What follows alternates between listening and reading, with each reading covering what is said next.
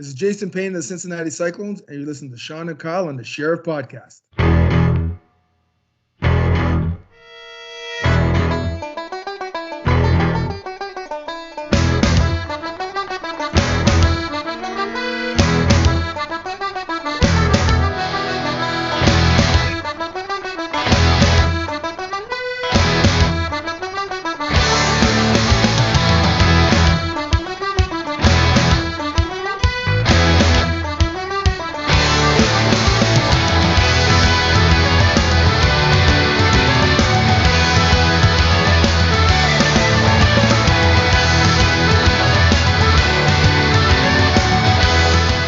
Welcome, everybody, to another episode of The Sheriff.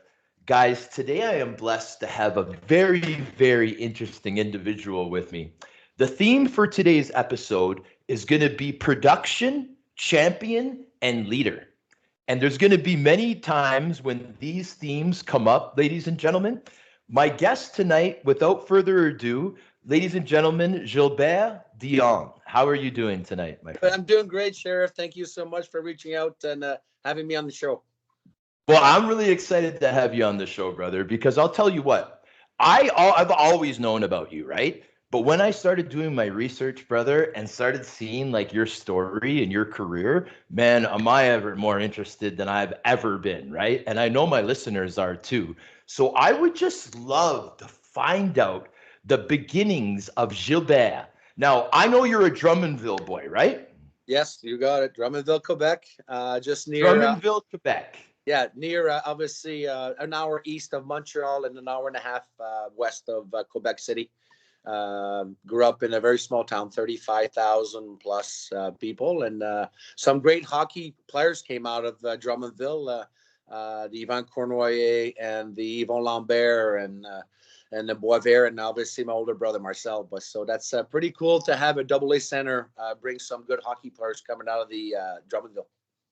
Yes, of course, buddy. And I'm pretty familiar with Drummondville. I spent a little bit of time in Saint-Hyacinthe, in English Saint Hyacinth, right? Yeah. And Drummondville is definitely a hockey stronghold, though, brother. Like, it is a major, major hockey town.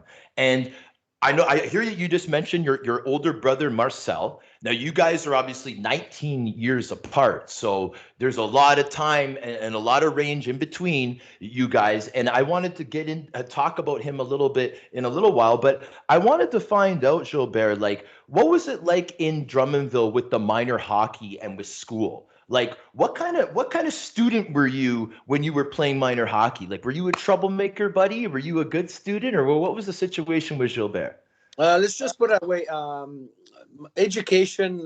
Let's not forget, I left Quebec at 14 years of age, so I did my elementary school. I struggled a little bit, not say I was not super smart, but all I wanted to do is just play sports, right? Like any young kid, just want to play hockey. You want to take phys ed, and you're the best at that class and just struggling in other classes. But all around, you're just growing up. And obviously with Marcel playing in the NHL, my mom would set up the radio late at night, especially when Marcel was playing with the LA Kings. You would get the 10 o'clock at night game. I would stay up real late to watch it and listen to it actually on the radio and watch it sometimes on CBC, some late games. So I would definitely skip school the next morning, having the privilege to have my older brother play some NHL hockey. But like I said, when the grade 9-10 start coming and flowing, I left Drummondville. It was a AA center, and most other teams like Magog, Sherbrooke would be a AAA center. I didn't have the opportunity to play and to move on up from my minor hockey, and I decided to leave Quebec and went to play some hockey in Ontario. Yes. Now, I saw the whole Ontario move. I saw, the Niagara Falls and all that. But before we get there, though, there's something that I got to ask you, because I find that all of us as players, we all remember the Pee Wee tournament in the city of Quebec, in Quebec City. Okay. Now, I know that you played for Drummondville back then. So now we're going back to what this was 82 and 83 for you. Okay. Yep. So now, do you remember, Gilbert, how big of a deal that tournament was, that Pee Wee tournament in Quebec? 100%. I still remember till this day. And now, thanks to Facebook, Instagram, and people reaching out all over the world, sending me some clips and some books and videos and stuff like that of back in those days. All I wanted to do as a kid was like, well, we get billeted. So we left Drummondville as a team. They had some awesome families in Quebec, all around that province, into the Quebec City in La Capitale, and they would host, and obviously ourselves players. So Drummondville was represented by so many families, and all I remember is that family to say, hope you make it to the finals, and we want you to spend the whole week here. And we were paired up as with two players and really enjoyed it. And the parents would go to the hotel, and all the parents had to worry about is what time was the game, and we'll see you at the arena where the Nordiques played. Like, can you believe that, playing that big building? So if you were going to lose a game or two, you would end up going to small little arenas around that area. But all you want to do is make it to the finals and play au Colisée de Québec, where the Nordiques play, and have the nice big dressing room and in front of 15,000 people. Man, it's absolutely incredible. And what moves me the most, Gilbert, is the fact that the place is packed for the tournament, man. Like, do you remember how well you guys did? How far did you guys go? We went to the finals and semifinals, representing AA Center for Quebec. Let's not forget, I have to give credit also to most, I can't name all these players that were there, but especially Sylvain Fleury was my best friend on the team. There was some much more better players than I was at Pee Wee level. It was just sometimes what I realized, I was a late bloomer, and all around would be sometimes get the clutch goal or just doing something drastic for my own team at that young age to just come up with something to push the team to move forward. So, but all around, I was not really the superstar. Obviously, with the last name Dionne, I was being shadowed and watched from other teams, but I never really felt that. We had a good coaching staff, and don't forget all that time. These coaches back in the old days were just dads, right? Just parents like anyone else. That's right. And shown some respect and great coaching, and just wanted to go out there and play some hockey. Exactly, man.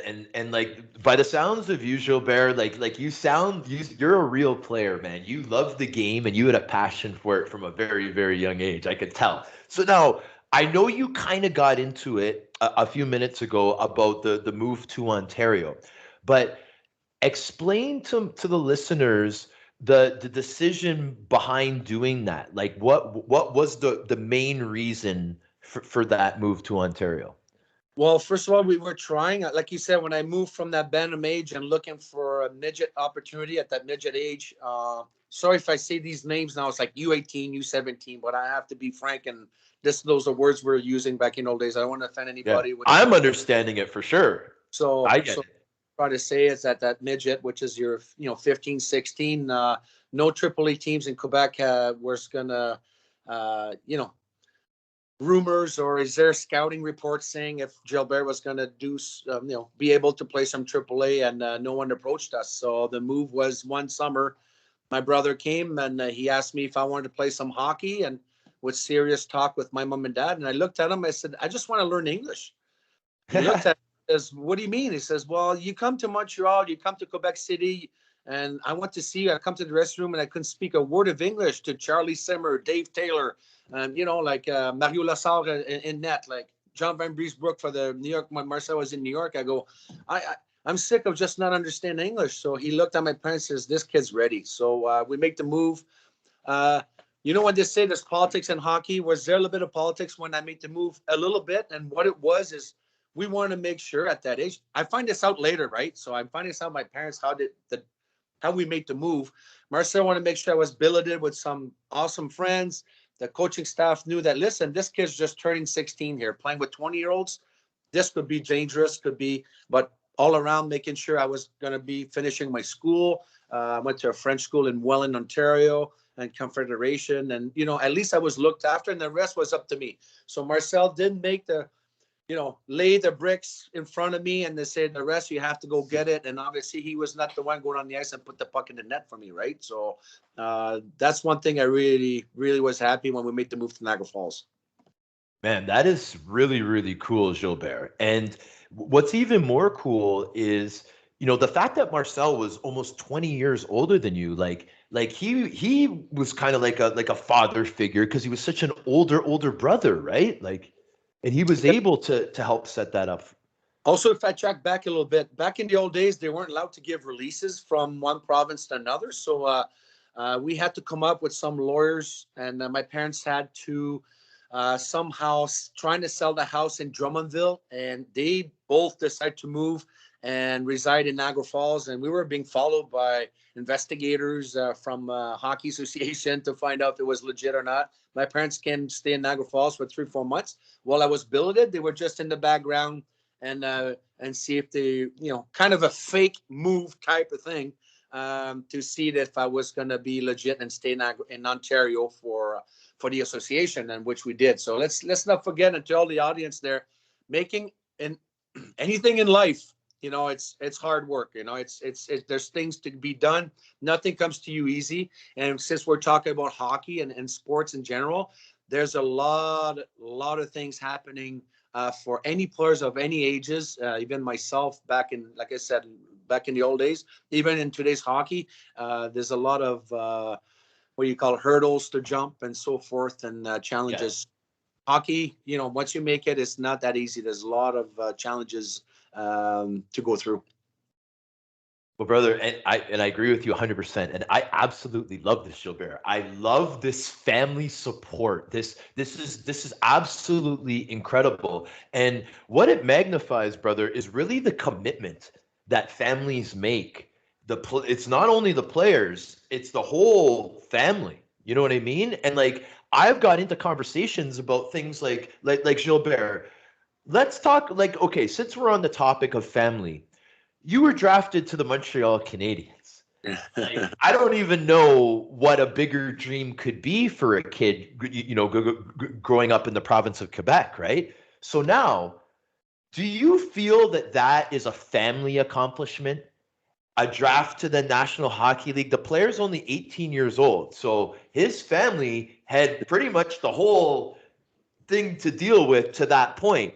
It's what the player does after that, similar to what you mentioned, like when you got set up with your billets with the Niagara Falls Canucks, right? Yeah. It's what you did with that, is what mattered afterwards. But in my opinion, the family is such a big component to this point. Do you feel the same way, especially with what you went through? Yeah, like I said, right, you're 16 years old. You've seen I saw so many things. I've learned my English in the dressing room. The vocabulary was terrible. It still is at some times in my life, but I think it's great.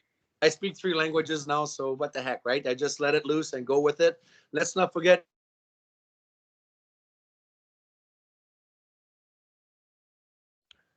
the audience have a first round draft and second round, so it depends how many team goes. So when I was in Niagara Falls, junior B, the next level would be a junior A, like a OHL or the Q in Quebec, and or WHL and out west. So since I played in Ontario, I was waiting for my opportunity to get drafted in Ontario, and I did get drafted. And I went to my draft. I was drafted 19th round. So 19th round is really? 208th player in that draft. So the draft started at 9 a.m. I got drafted at 5 p.m. I was at the draft, shook hands to the coaching staff, and I said, I'll see you at camp. Didn't make the cut in the first year. Went back to junior B in Niagara Falls and broke a bunch of records. And then I came back to Niagara Falls. So I just want to tell the audience that not everything comes easy, but dreams can come true sometimes the hard way. So having a couple of good years in Kitchener for the Rangers, became one of the face of the team. Then that's what happened. We went to a double overtime loss to Eric Lindros in 1990 against the Oshawa General. And really? Back in the old days, the scouts are in the crowd, right? So I had an opportunity to have the Montreal Canadiens scouted us throughout the tournament. I had a very good tournament for the Rangers. Like I said, lost in double overtime. You turn 20 years old, your career's over, don't know where you're heading next. And that's what happened that summer. That the Montreal Canadiens decided to take a chance and pick me 4th round. I think it's 81st overall to the Canadiens. Now, back to that story. If I was happy or the family was happy, well, 20 years passed. Before then, my brother Marcel had an opportunity to get drafted by the Canadiens, but unfortunately, the Canadiens had not necessarily change of heart, but decided to had a different plan. They picked up an awesome player, Guy Lafleur from the Remparts de Quebec. He went 1st overall. Marcel, since he played in Ontario, decided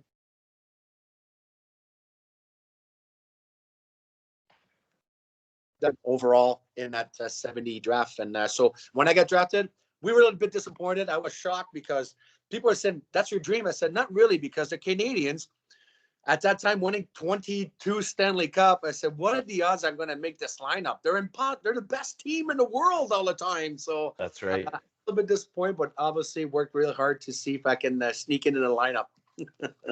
Yes, for sure. But now, just before we move on, there's something that I have to mention, Gilbert. Now, Yep. that last year in Kitchener, man, you had 105 points. Like that year was phenomenal that you put on. Okay, that earned you. Now, what people aren't understanding is that there was a lot less teams at that time.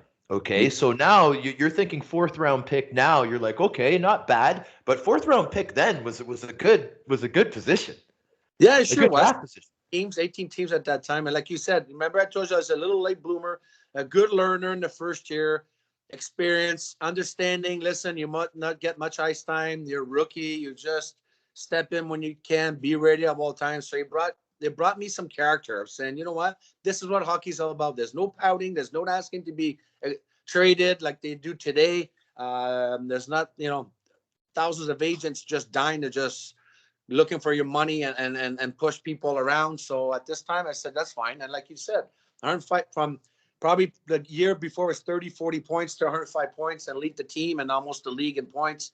And I think Montreal realized this kid is coachable, right? Let's see what happened. He's slow learner, not necessarily slow learner in hockey, but he gets it. He can start slow, can see what's going on, evaluation, can get there and can be done. And then obviously we can step up to the Montreal conversation. I'm ready to let you know what was up next. Okay, awesome. Okay, so now this is what came across to me the most when I first looked at it. Your first year pro, okay, you absolutely light it up for Fredericton. Okay, and when I say absolutely lit it up, and then so my question to you was it at the end of the season that you got those 2 games, or was it before that? What part of the year did you get those first NHL games, your first year pro? So back in the old days, this was the way of dealing with hockey. We started in Fredericton. I had a great line with Jesse Belanger and Patrick Lebeau, a good lineup of players, all drafted, some veterans there and so forth. From September on, go to camp. At that time, the first year, Pat Burns was our coach. The Montreal Canadiens camp went to Russia, and they only took 25, 26 players. They didn't want to take 53 players. Didn't make sense. Of course. I did not attend that camp in Russia with the Canadiens. I went straight to Fredericton. That was understandable and worked hard. And those 2 games came at Christmas time. And it was a reward, right? It was the type of back in those days, there's a call up, there's many injuries. Can we sneak someone up? Mike McPhee's not ready. Scrulin's hurt. His player's hurt. Who deserves to go up? To give us a little bit of a taste. And Paulin Bordelot, my coach, says Gilbert's ready. He deserves to get called up. For how long, we never know. But I was ready to at least go for 1 week or 2. They tell you, pack your bags. You deserve it. You earn it. Someone get hurt. Are you willing to fly to Quebec City to meet the Montreal Canadiens on the 26th, Boxing Day? I looked at my coach. I go, I don't even ask nobody. We didn't have phones back then. Sophomore. I go, I'm in. I'm going home. My wife and kid my newborn will understand that that's an opportunity that you can't pass. And that was the call. That's so awesome. And so your first, sorry, go ahead. Sure. And this part is like before me was Paul DiPietro and Brisebois, and everyone went through, right? They needed somebody. You go up, just a little bit of taste. Then you realize you get more hungry and hungry to say, you know what? This is sweet. Like having like trainers looking after equipment. You get to sleep in, be ready for practice and media, and then just all family and team get-togethers. And it was a great taste of obviously your salary was just jumping from this high to that high, and you get to spend everything and spoil your first NHL paycheck to just spoil all your friends and family members, and obviously myself, to a little treat and so forth. So it was so much fun. Of course. So it was the Pepsi Colisée. That's where your first NHL game was? Yes, the Nordiques. And be honest with you, Sheriff, I'm telling you, people say, how was it? I go, I just didn't want to make a mistake. The system, a little bit different. Like we used to train in Fredericton, like in the American Hockey League, to be ready. So when you get called up, you don't look too much lost. I just didn't want to get scored on. I didn't want to embarrass myself and so nervous. And after looking back at this, I can see like Carbonneau and Muller and Bellows and Danfus just going, Patrick was going, Dennis Savard going like, look at this kid. And then he just looks so lost, but we're happy for him. You know what I'm saying? They knew I wasn't going to stay, but make me feel comfortable for that time spent for those 2 games. That was disappointing getting sent down. But yeah, it was against the Quebec Nordique. And this is the biggest rivalry back then in the NHL. Like, I mean, and Oh yeah.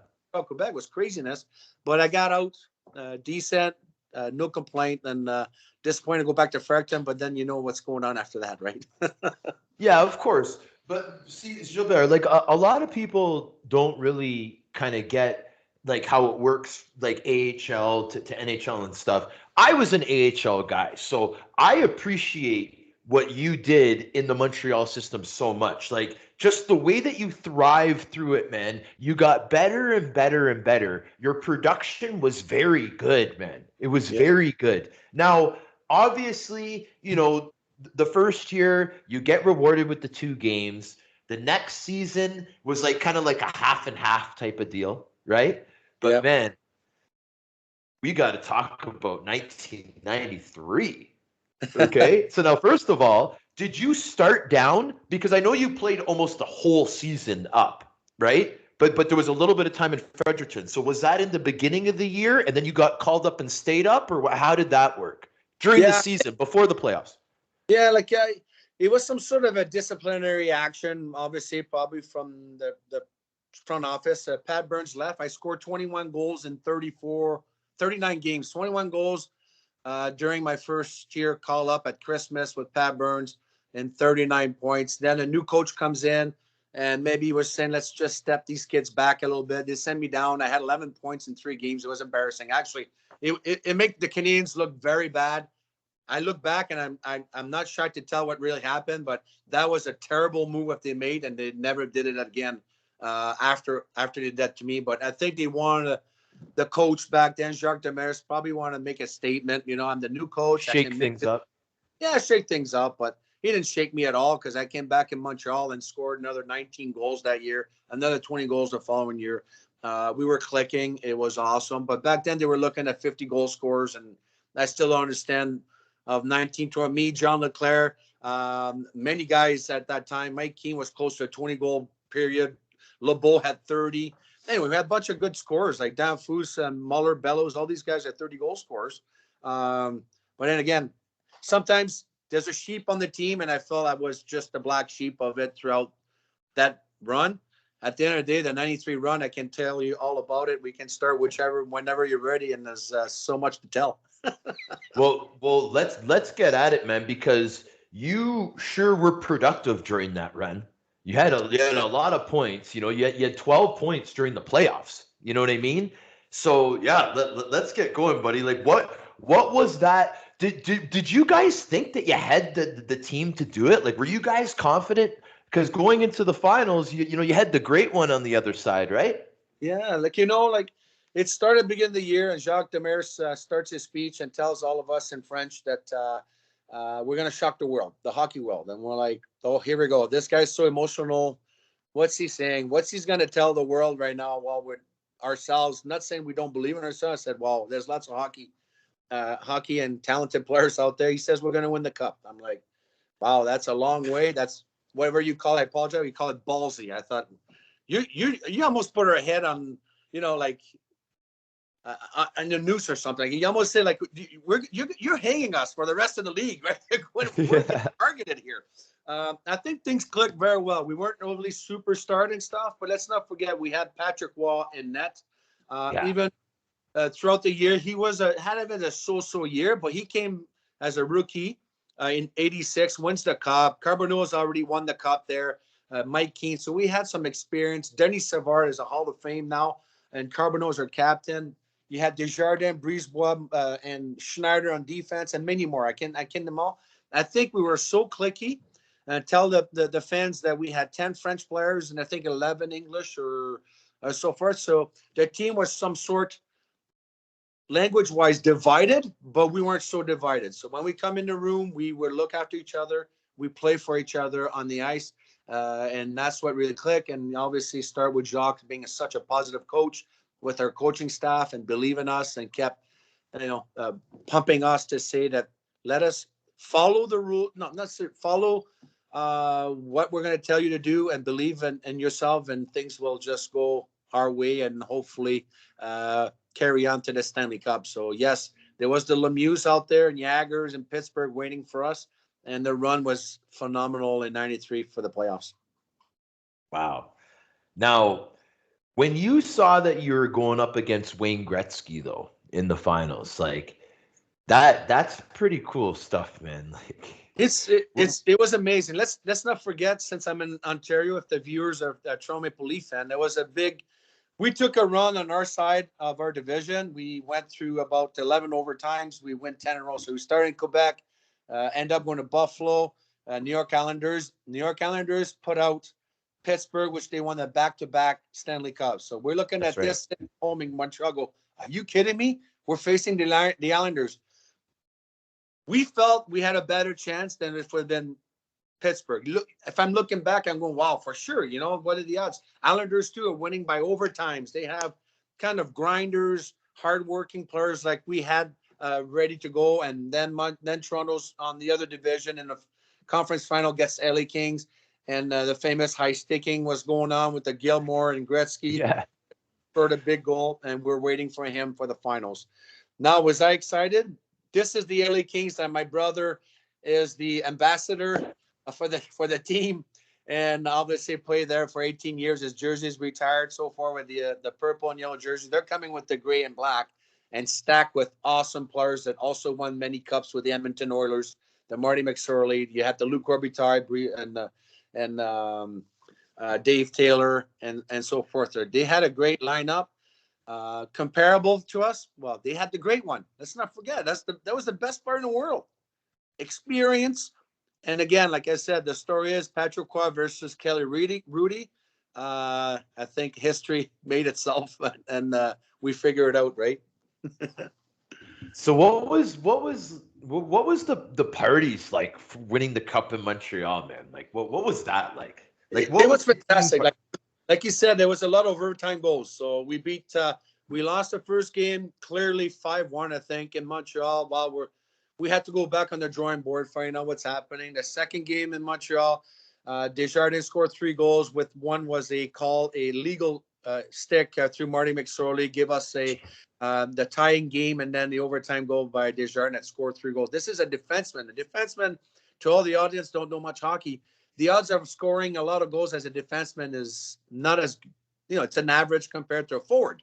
That's their job. But Eric Desjardins scored 3 goals that game to get us ahead and tie the series to end up going to LA. So we flew to LA. We didn't have as luxury as they have today. We're flying, the night before. We're trying to get there, lose all those hours sleep, trying to speed things up for Hockey Night in Canada and get ready. And we're going to LA, and John Leclerc scored not only 1 but 2 overtime goals back to back to take us back home to Montreal. And that flight home was the longest one I've had in my life.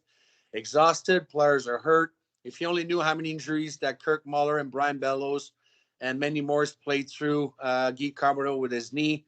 So many of us with laceration in our face and back. You play the game. Doctors on us 24/7. How can we? Our trainers were fantastic. What you should have an injury, you should have 2 weeks to recoup. You didn't have time. It's kind of like 3 days, and just do a lot of massage therapy. Let's get lots of ice and lots of heat on and get ready for the game again and get pumped up. So we came home and clearly won a big game, put them out. And then there was a riot. I have to tell the fans that there was a riot in Montreal that caused a lot of havoc in downtown Montreal. Very scary at times, a lot of looting and breaking windows and stuff. I had my equipment on. I had a playoff beard and didn't take my equipment off till about 3 a.m. that night. Really? The other part, I had my skates equipment on, just hanging out. I forgot I was still with my equipment, but I just wanted to still live the Stanley Cup, raising the cup in Montreal, and my brother Marcel was able to attend the game, so that was even better. Wow. Yeah. So yeah, no, and that's really cool. So now just backing up a little bit, like to the riot in Montreal, like so that last the last game was in Montreal, like the Clint, it was in Montreal. In Montreal, Game 5 in Montreal, we're coming home, and then the series was 3-1, and then we went to Montreal. So obviously, if we lose, we're going back to LA. But we won, and that's when people just start losing their mind. Just some, and we true believe, looking back, that the looters were the ones. It's criminal act. Like, they know that, okay, if there's something going on at school, break some windows. They had Lumi struck, and they had FedEx, whatever they had, they can load up those appliances, electronics, and stuff. So we knew flat out these weren't the fans of the hockey fans. But once someone started breaking a window, everyone was following, right? So they made sure the police took over after everything. Took about 3-4 days to clear the city, and we hosted the cup instead of the old classic Sainte Catherine. They used to do a Stanley Cup parade at La Rue Sainte Catherine, but it was too damaged and too tight for security. We moved on Sherbrooke, and they put us on floats to make sure that we'll be looked after and safe. And sure enough, great time. There was about 450,000 people up and down, I think, to 600,000. And I still remember they were saying to tell us to be calm, relax. We were throwing beers back to the fans and having beers with them and doing a shotgun and cheering, and people were loving it. And it was thanks to them, right? You'll never forget that it's thanks to the fans, the one that support you, the ones that buy the tickets, from the taxi driver to the home cook guy, the guy at the restaurant that was able to purchase the scalping tickets and standing room on. I will never forget those guys, or the people that did that for us. I will never forget them. That is awesome, man. Thank you for sharing that. So the party on Rue Sherbrooke, huh? Yes, and you know what? It was a great summer. Be honest with you. Yeah. Montreal, there's a few teams in the National Hockey League even today that Montreal is one of them. And the Toronto Maple Leafs have a lot of pressure of every year that they should be winning. Patience sometimes running out, but we win the cup. I had the best summer you could possibly imagine. The key to the city, man. We were going everywhere. We were humble enough, but the people were giving us everything we wanted. I remember taking my wife back then to my favorite restaurant, but I didn't make reservations. There was a lineup, and I said, we're going to leave. And they made room for us. I even was by the kitchen. I go, you kidding me? Get in here. And it made the whole restaurant so happy to see me and signing autographs and so forth. So it was so much fun and great time all around. But like I said, I'll never forget my time in Montreal, and especially in '93 with the Stanley Cup. Oh yes, for sure, buddy. Man, yeah, that's priceless. Thank you for sharing those stories. Those are the stories that I find are the most interesting, brother. So I appreciate that. Well, there's many more. There's many more, but I'm gonna write a book, right? So I can't tell all those ones. Ooh, okay, that's juicy. Okay, so you are gonna write a book, Gilbert? Well, it seems like everybody else writing memoirs or whatever, the hockey stuff. True. So I might just come up with something. I don't know. I think that's a great idea. Yeah, buddy. Sure. So Gilbert, just moving the timeline on a little bit. Obviously, the next season you're in Montreal. Then there's the big trade. Okay, Yep. so then there's the big trade. Some really big names in this trade, Gilbert. Yeah, Okay. sure. Like, I mean, things are going through. There was a lot of promises happening after winning the cup. Players were pretty much, some of them were not necessarily asking for, but they were promised to get more raise. Get a raise. You've done so much. We Yep. promised we'll get this, and things weren't followed. So I think some of the promises were broken, and it just kind of rattled the whole team. And it's very hard back to back after you had a very long playoff run. You're a little more tired if it's not, not only physically, but mentally. And then it just doesn't click as much. For me personally, having a hard start.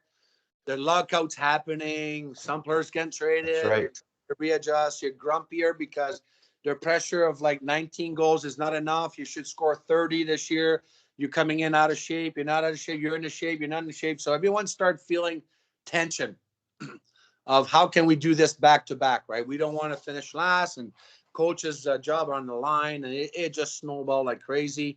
And then this trade happened. I knew I had to leave Montreal. I've said a few things I've regretted in the media. It's just something you say, and at a young age, you wish you'd be in school or trained to say what you feel.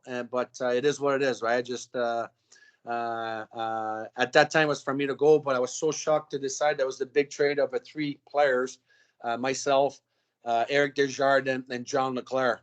Solid shocker of us going to Philadelphia for Mark Recchi. For Mark Recchi, yeah. To be honest with you, till this day, I don't need to ever tell this. It's old news. We always forgive in the past and forget.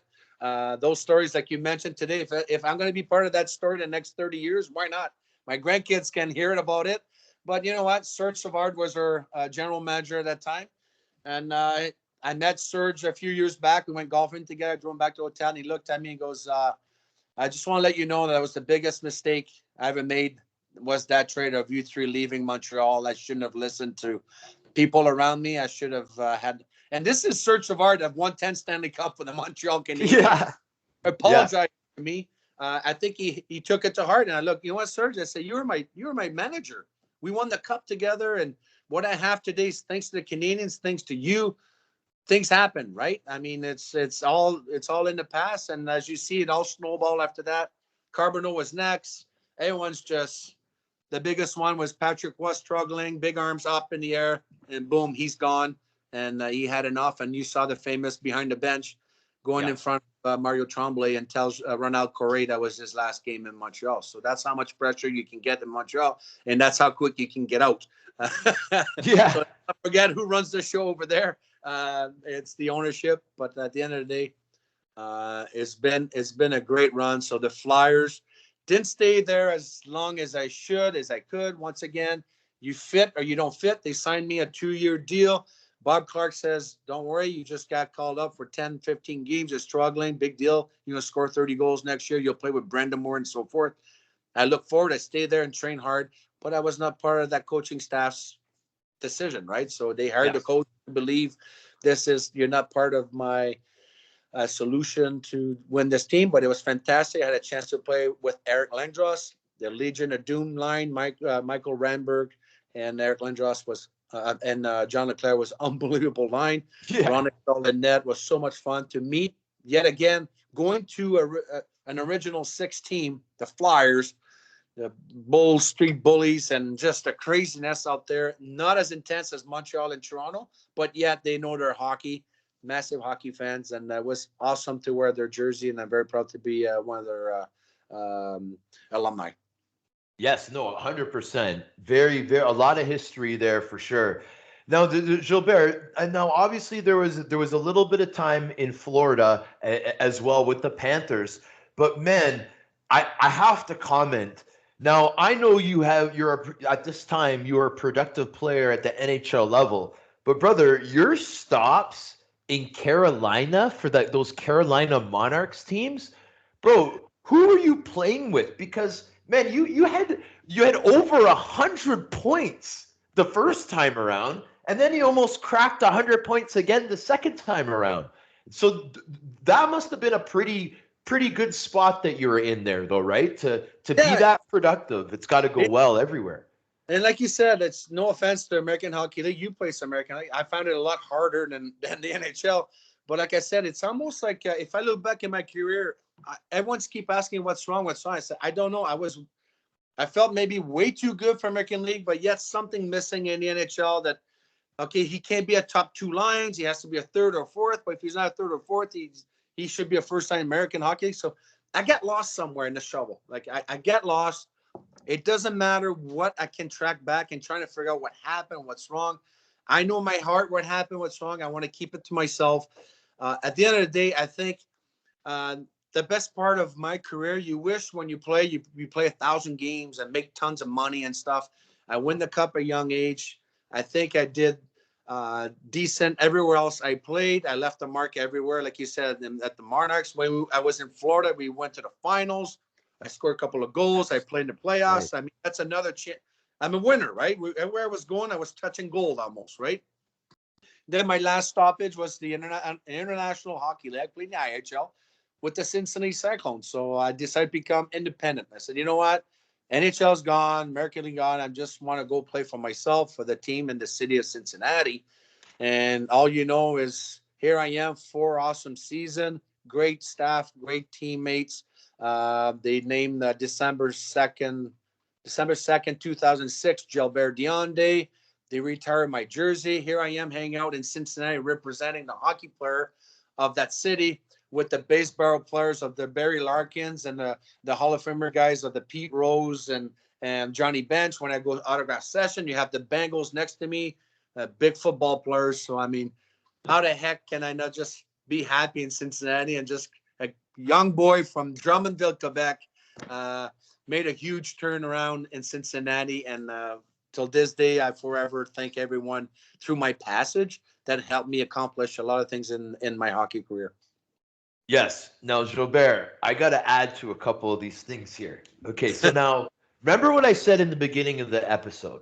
Yes. I said what's going to come up a lot is production, champion, and leader. Okay, Yep. that's what people think about when they think about you, my friend. Okay, so now here's some more insight. As a former player that got a small sniff of the NHL, but was able to play pro hockey for a while. Okay, what I saw from my friends that played in the NHL is once they played a few years, made a little bit of money, if they had won something, even better, like you win a Stanley Cup. You come to a point where you're like, where am I going to be most comfortable and where am I going to be most happy? And if you can find a place like that, it is priceless, my friend. So you going to Cincinnati, that was a choice that was made that I believe was in your best interest because, brother, those 4 years that you put in there were absolutely incredible. And like you said, rubbing shoulders with all those famous athletes, I mean, that must have been so fun. But what I find interesting is the consistency of your production year in and year out. Like, I find it incredible. That time in your life, things must have been going well, Gilbert. Like, were you were having a pretty good time because, like, the production doesn't lie. No, and you take that for the rest of your life, right? I think some players could have either, I feel in my career, I decided I want to play some hockey. Then after that, that's it, right? I want to move on to something else. I want a 9-to-5 job. I owe it to my wife, my 5 kids of today. Let's just care. Some players are having a hard time. They veer off and you just can't get back on track. And relying on the NHL, relying on the hockey, National Hockey League, relying on NHLPA, sometimes does not work that way. It's kind of like you do feel like you're, see you later. Thanks for that career you had, and good luck. There's awesome programs of today. You can be reached. I don't want to step up too quick or mention too many names, but if you look right now in 2021, Carey Price decided to check himself in and just having some personal issues. And the team is there, the organization is there, the players are there, the alumni are there, the fans are behind him to say, hey, go take a rest, go look after yourself. We've lost so many players due to concussion and mental health issues. This is very important to me. As you can tell and know, if you're following on my Instagram, I like to dance, having fun.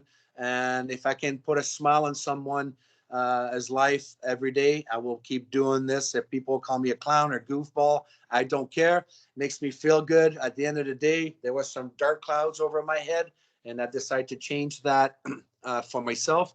And today my slogan is nothing but sunshine. I tattoo my forearm and that says nothing but sunshine, and remind myself there's worse out there than what you can probably live sometimes in your life and every day. There's struggles out there, but there's always the positive way to say, you know what?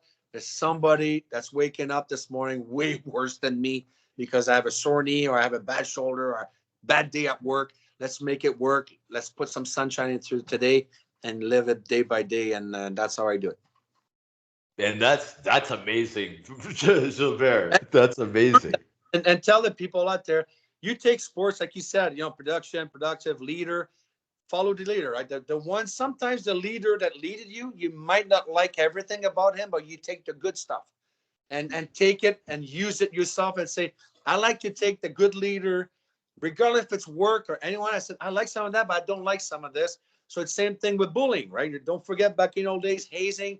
You get hazed. Well, I don't like this. So one next time I'm the captain, assistant captain, I don't think I should pass that down. So you break the link, you break the chains, you take the good stuff and leave the bad stuff out and trying to guide this to a better way and to a better life for everyone around you, right? So that's the same thing to all the audience there. We use hockey as an example, but in life, don't feel sorry for yourself. Get out there. Don't be shy. Ask questions. There's all kinds of help out there because people can't read your mind unless you start talking and speaking your voice and let them know your displeasure or your happiness and so forth. And there's great programs out there to reach out. And hockey for me is always around me. My kids play hockey. And like I said, there's always help. It's a great group of family and all around. I take that to my work that I do now today and really enjoy it. Awesome, buddy. And I want to get into your family very, very soon because I see the look on your face when you even just mentioned them, right? But now before that, you finished off with 2 years in Germany in the DEL. Yes. Now, what was the recruiting process for that? Like, how did you get recruited to go to Germany? So it always worked back in the old days, which it still does a bit. Scouting from sometimes from an agent to an agent. So there's options to say, hey, Europe is looking for some players. Are you almost done? You're still this. They rely on your production, right? I was doing well, but felt that the Cincinnati Cyclones were going into a financial difficulty and decided to fold. I thought I'd give myself an opportunity at that age of 31, 32. I said, why not go to Europe? Give it a shot. Unfortunately, at that time in my career, not only I wanted to play and be the best player in Europe, in Germany, I want to make money. They said, you can get 2 years tax-free, blah, blah, blah. I said, you know what? I'm making the move. I'm not getting younger. If I was going to stay back in North America, I would have been in the ECHL and didn't feel like I thought it'd be a step down. No offense to the league. I'm going, let's just go try this out. Everything's paid for and ready for the challenge. And it was a fantastic 2 years, a lot of fun. And at that time, I think after that, I called it quits because it was start getting harder. Not that I didn't want to play anymore, but the training camp, the working out was getting a little harder. The young kids are coming in. There's new stuff arriving all the time. And I was mentally getting drained and missing home. And it was time for me to come home and settle with my family. Yes. Now, the Germany contract, you went over there on your own, or did family come at some point?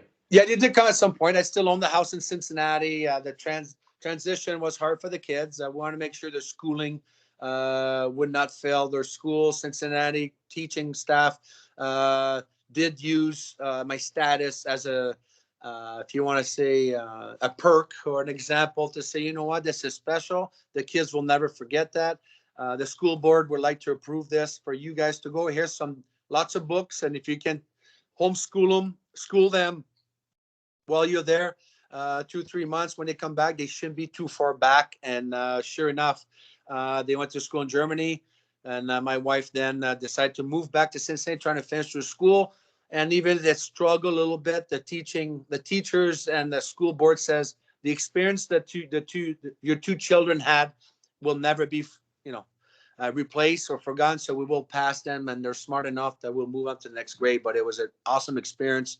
Felt bad for them going to German school. I didn't speak a word of German, but it was a lot. Like I said to the people, to the fans out there, a lot of sacrifice, not only for myself, for our family, for the wives that sits at home, sacrifice their own background of what they want to do in life and follow the hockey player for how long, 10, 12, 13, 15 years, 5 years, a lot of traveling, a lot of hotels, a lot of luggages to carry and so forth. So all around, it's not easy to be a hockey player or any athlete after all, but she was something I will never forget. Yes, of course, buddy, of course. Now I would love to get to this beautiful family of yours, brother. Now, first off, I noticed that you did a little coaching, a little bit of coaching after you were done playing, right? So she was good. You get their kids, right? Kids in minor hockey and everything. And I wanted to bring home, not because you play in the NHL, you should know everything. I wanted to take every little good things that all my past coaches had that worked to some little bad things that work and so forth, and trying to make it into a whole, right? Was I a super coach? No. You're coaching a minor level of hockey. At the end, you sit with the parents and you explain to them where's this is going and whatnot. Everyone will get fairness of ice time, maybe not, but the door and the relationship with coaches and parents was very huge for me. Very small town, everyone knows each other. Everyone have coffees in the morning. You see all the dads and mom together or whatnot. But was it challenging for my kids? Maybe. Wearing the Dionne jersey out there could have been quite a bit of pressure. That I look back, my two youngest son now, Mark is 17. That's just made the team here in the junior C level in Tavistock, Ontario. And Luke is 15. That's playing a second-year Bantam, which is fantastic. I step back. I'd like to be just a dad for now. Not gonna lie, my legs shakes all the time in the stands. That I wish I could go behind the bench and help, necessarily take over. But all around, it's all good. And all the fans out there, to all the parents, hockey parents, please, let's not forget everyone behind there are volunteers. We're following protocol for us in Canada. It's called Hockey Canada. There's a book to follow. There's a few guidelines. There's some coaching school that we go in clinics. And I too, even though I was a hockey player in the NHL, could not coach the way I feel I could coach, because it's a program for all ages and for anyone that's involved. There's awesome coaches in minor hockey right now that barely ever play the game. They're just smart. They watch videos. They're smart. They're smarter than me. I'm going, how? For me, it was an instinct. I think we should do this, should do that. There's programs, and it's amazing how many good parents out there behind the bench.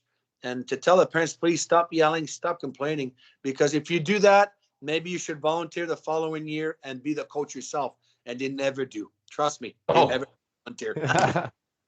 Now, and thank you for sharing that, Gilbert. Tavistock, Ontario. Like, I had to look it up before because I saw that's where you're residing right now. Now, I believe that is an extremely small town, right? Like the population wise. Yeah, so unfortunately, it's good now. But I moved to Tavistock for a witness protection program, so I was hiding from some very bad people. No, I'm kidding. Everyone's going, "Are you crazy?" I said, "You got a great sense of humor." Just a small town. My wife was from Waterloo, Ontario. It's a smaller community. My father-in-law is a home contractor and builder. Drove through town of Tavistock years ago. I was still in Germany. Owned a house in Cincinnati. He says, "I found you a nice lot, a nice little place you could come back and retire in Tavistock." And I asked him if it was on the map. He looked at me and says, "I don't know, but there's a Tim Hortons." I was like, "Oh, okay, I'll move to this town. I don't even know where I'm going." And you know what? 18, 19 years later, we're still here. My family, unfortunately, I've gone through separation and divorce, but this is part of life. After 20 years marriage, sometimes someone decides to move a different direction, which is all good. I did not move my kids from that town because they love it so much. They have their friends there. So it's been fantastic. And like I said, nothing but sunshine moving forward. Tavistock is my home to me, but unfortunately just had to move a few miles out of the way from town, but I still look at Tavistock my home. Right on, man. Right on. Hey, Gilbert, the one thing that I really appreciate about you, buddy, is how upbeat you are. You're a very positive person, man. And that was mostly the reason why we had to get you on, because the characters that we have on our show are all extremely positive. We try to have awareness for mental health as well. So I really, really appreciate you giving insight on that as well, my friend. And and if I can, it's some coaching too, right? You got to find yourself. You have to do things. I share with others, they say, "How do you do it?" Well, in my head, I put bunch of rooms in my head, and I open doors places. If it's a bad door, I close it for now, and trying to coach yourself to get better. No one's just can't pick you up and just say, "Hey, smarten up and do this." You got to do it yourself. You have to have the will to do it. And then all around, like you said, you have to be positive. Sometimes there's days I'm sitting here. I just had a long day, in the rain. My knee's killing me. I have to do a Skype with Sheriff. I'm like, why should I do this? But there's something in me says, I need to do this. I think I want to speak. I want to tell my story and so forth. And once I'm on it, look, it's 9 o'clock and I could talk for another hour if I want to. It's just the way it goes. The the excitement it is that people, if I could help one person out there, and so be it, I'm glad to do it. So now, how is someone to find you on social media right now? Because I know a lot of people just love to be motivated, man, and I know there's a lot of my guests have a following strictly because they're so positive and motivating that people follow them just for that supposed reason, right? Yeah. So how would someone find you, buddy? Oh, Instagram, Facebook. Instagram is I think it's Gilbert.Dionne.94.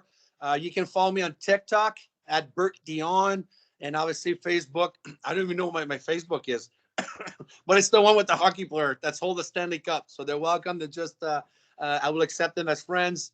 Follow me on Instagram. It's so much fun, so much videos, so much excitement actually, and it's nothing but positive. I don't care if there's any trolls out there. I just reply back with positive feedback.